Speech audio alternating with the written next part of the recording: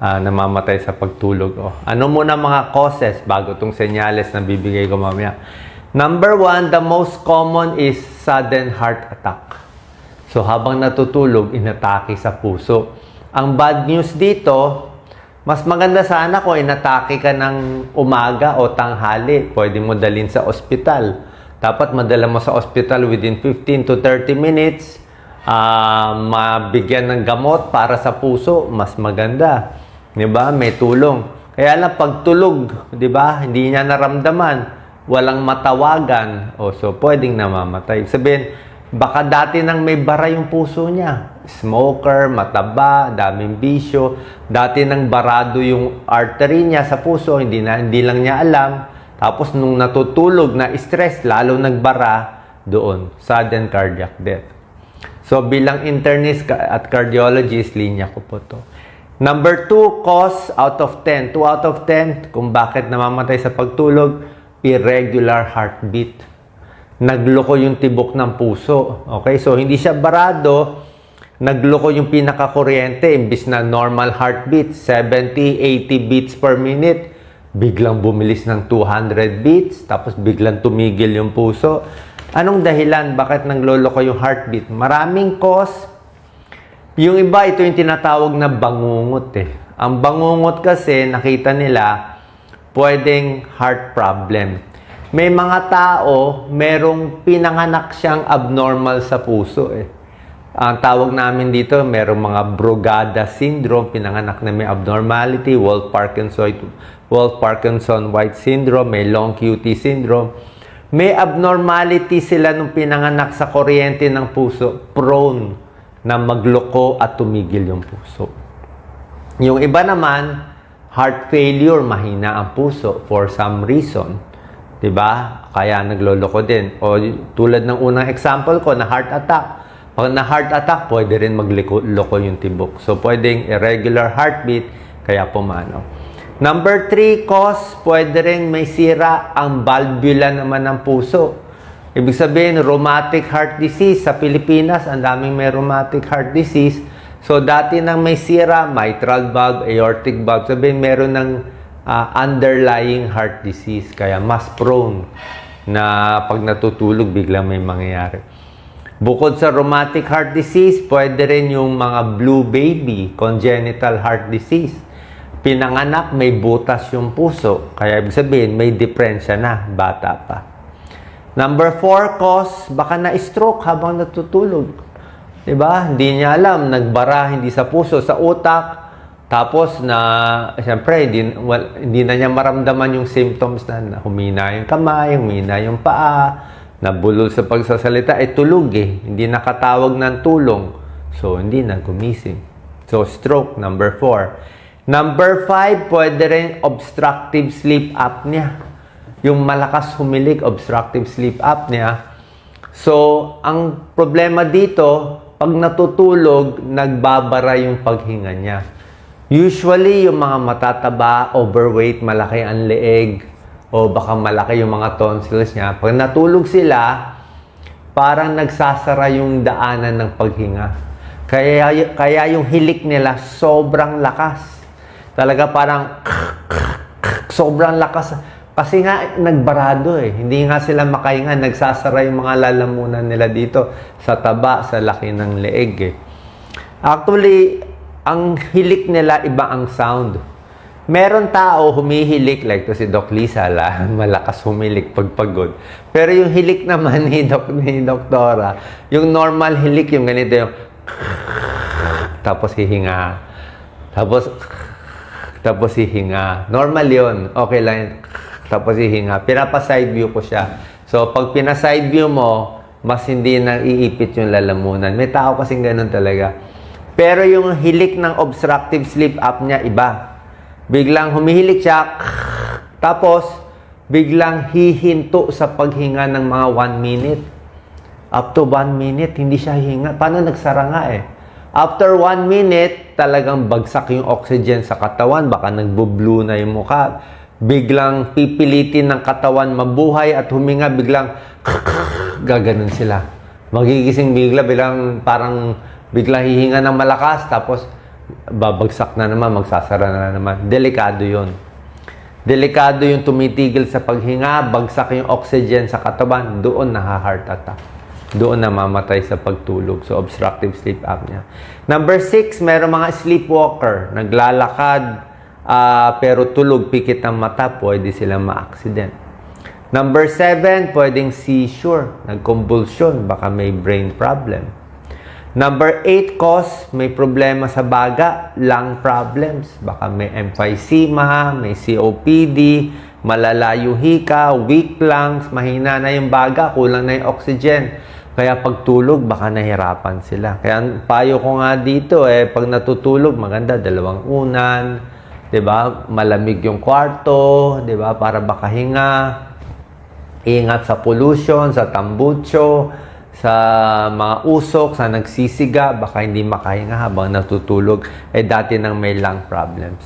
Number 9 cause out of 10, sedative overdose, mga sleeping pills na overdose, pampatulog, antidepressant, kung ano pa mga gamot na iinom, ay hindi tuloy gumising, di ba?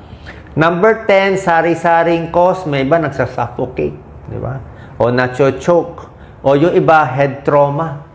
Head trauma, ibig sabihin, nabagok yung ulo nung umaga, hindi pinansin, hindi natin alam, dumudugo pala, unti-unti. Merong ganun So, umpisa pag bagok, baliwala. Pero yung dumudugo pala, unti-unti, parami ng parami yung dugo. Pag tulog niya, dumami yung dugo sa ulo, naipit yung utak, yung part natin dito sa brainstem, yun ang nagkocontrol ng paghinga. So, naipit, hindi tuloy nakahinga.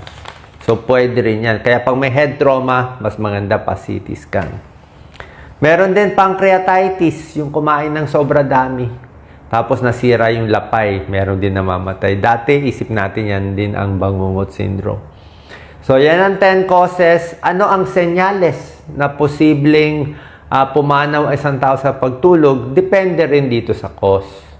So, tulad na sinabi ko sa iyo, puso, baga, utak. So, ang senyales nito, pwedeng chest pain. Sumasakit-sakit na ang dibdib, di ba? So, warning sign na yan. Snoring, ang lakas na humilik, di ba? Warning sign na yan. Hapo na, sa umaga pa lang, hirap na huminga, may emphysema, baka naka-oxygen, di ba? Hirap na siya huminga, so frail, matanda na, mahina na yung katawan, siyempre, at risk na yan. Stroke symptoms, number 4, baka nag-uumpisa na yung stroke bago pa matulog. Tapos, dating sakit sa puso, number 5, dati na siyang may heart problem, mahina ang puso, may heart failure, at risk yan. And number 6, itong mga risk factors. Ayon sa pag-aaral, pag meron kayo nitong mga risk factors, ito yung higher risk na natulog at hindi na gumising at namatay sa pagtulog. Sudden death while sleeping. Ano ang risk factors? Mas matatanda, elderly. Siyempre, edad 60, 70, 80. Diba? Actually, kung tutusin sa akin, maganda nga yung sa nakikita ko sa pasyente, maganda na rin natulog doon pumanaw kaysa naghirap sa ospital ng napakatagal, na ICU, o may cancer, nagchemo ng matagal, naghirap pa, di ba? Sobrang sakit. Yun naman sa elderly. Sa elderly, kaya ngayon ang risk factors. Kasi pag matanda, humihina na talaga yung katawan. Obesity, mas mataba. Mas mataba, malaki ang tiyan, malaki dito sa leg, higher risk ng sudden death. Mas hirap sila huminga. Smoker, syempre, pag malakas ka manigarilyo, higher risk for heart problem, di ba? Nagbabara. Alcoholic, yung sobrang lakas maglasing. Lasing na lasing, di ba? Bagsak sa kama, hindi na niya alam nasaan siya. Hindi mo alam kung gigising pa siya o hindi. Alcoholic, higher risk mag-bleeding sa utak, alcoholic. Hindi na niya alam ano pwesto ng ulo, ng leeg, nakalawit ba leeg niya. So, delikado sila, baka hindi gumising. Yung mga may high blood, syempre, mataas ang blood pressure, higher risk for stroke. Mataas ang cholesterol, mataas ang blood sugar, high blood, high cholesterol, diabetes, risk factor din. Gumagamit ng illegal drugs, di ba? Sabi ko sa'yo, Yung mga shabu, cocaine, na overdose sa gamot, yun din, risk factor. Poor lifestyle, ibig sabihin, mahina na yung katawan. Kahit sa ordinary pa lang, mahina na muscle, di na makalakad, hapo na lagi. Siyempre, sila mas binabantayan natin, di ba? Nakikita lang natin minsan yung mga magulang natin, lolo-lola, pag nakahiga, di ba, parang minsan, chinecheck natin, humihinga pa ba, okay pa ba, kasi may edad na eh. Oo. Kaya dati, nung nabubuhay nanay ko, minsan natutulog siya, nakaganon yung leeg niya, nakaganon. Kaya, kayo mga anak, ayusin nyo, di ba? Kasi pag ganyan, hindi makakahinga. Ayusin nyo yung unan, iunan nyo maigi, taas nyo maigi, para makahinga siya.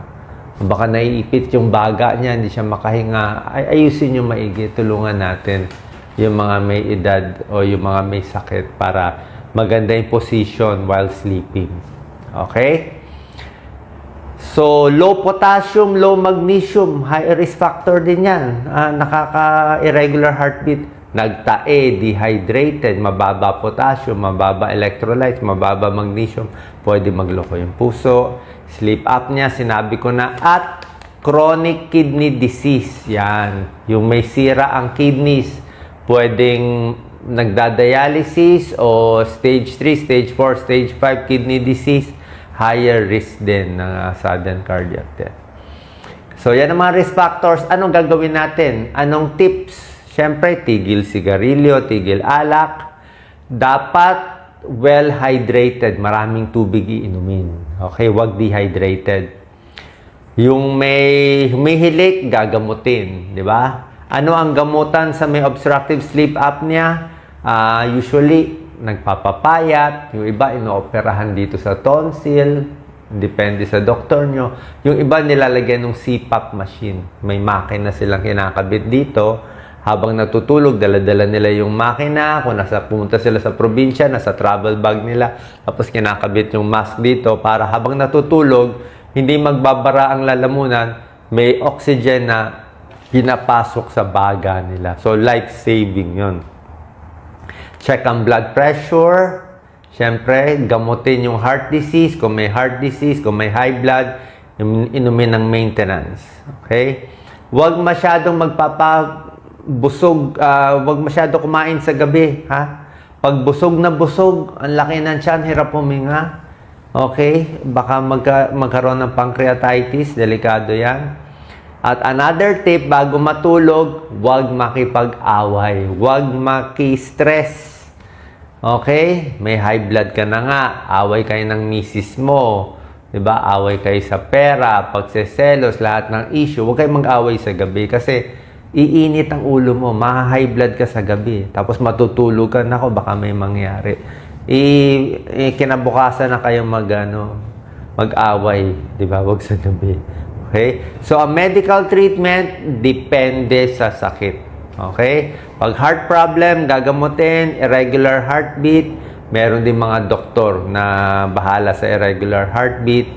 Marami ng mga aparato ngayon na ginagamit sa irregular heartbeat. Merong cardiologist na tinatawag na cardiologist, electrophysiologist. Siya bahala sa irregular heartbeat eh. Merong mga radio frequency ablation therapy, parang sinusunog isang part ng puso kung merong mga irregular heartbeat. Meron din yung nagloloko yung puso, kinakabitan ng pacemaker plus, implantable cardioverter defibrillator, ICD. Para siyang pacemaker, pero pacemaker plus siya. Tinidetect niya pag nagloloko yung tibok ng puso. Oras na naramdaman ng pacemaker plus na nagloloko yung tibok, nagbibigay siya ng kuryente na mababang kuryente lang, kinukuryente niya yung puso para bumalik sa normal. So, imbis na dadaling ka pa sa emergency room, nagloloko yung puso, buti kung abot pa yung pasyente sa emergency room, sinashock pa siya lang ng kuryente. Ito, automatic na. Nakakabit na yung pacemaker plus mo, yung pang-defib mo, pang-cardiovert mo, nandito na siya na magbibigay ng kuryente sa puso mo, automatic. Life-saving to, pampahaba ng buhay. At lastly, kung may obstructive sleep apnea, meron mga CPAP machine. Okay? So, sana po, ito yung maiingatan natin. Huwag magpapataba, tigil alak, tigil sigarilyo, pa-check tayo sa ating mga doktor Regular check-up kung feeling nyo parang mahina na ba kayo sa gabi, delikado na ba sa gabi, parang hirap ba gumising, hirap matulog, kailangan ma-check natin. Maayos natin itong 10 possibilities na sakit para mas humaba buhay natin, para maging ligtas at maayos ang ating pagtulog. Salamat po. God bless.